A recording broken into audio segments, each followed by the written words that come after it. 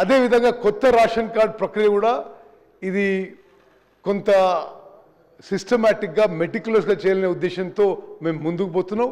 April నెలలో కొత్త మెంబర్స్కి కొత్త రేషన్ కార్డు ఏదైతే ఐడెంటిఫై చేసినరో అందరికి కూడా సన్న బియ్యం ఇవ్వబడుతుంది. మీకు రేషన్ కార్డు ఫిజికల్గా రేషన్ కార్డు చేరకపోయినా మీ పేరు బెనిఫిషరీస్ లిస్ట్ వస్తే మీకు తప్పనిసరిగా ఆ రేషన్ వస్తుంది.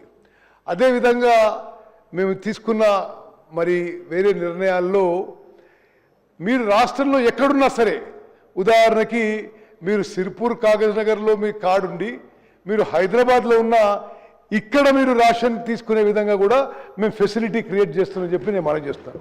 నేను ఇంకో పెద్ద పాలసీ డెసిషన్ కూడా అనౌన్స్ చేస్తున్నాను speaker sir. Along with rice అతి త్వరలో ఇతర ఎసెన్షియల్ కమోడిటీస్ కూడా మొదలుపెట్టే ప్రక్రియ మరి మేము స్టార్ట్ చేయబోతున్నాం అని చెప్పి కూడా నేను మనవి చేస్తున్నాను.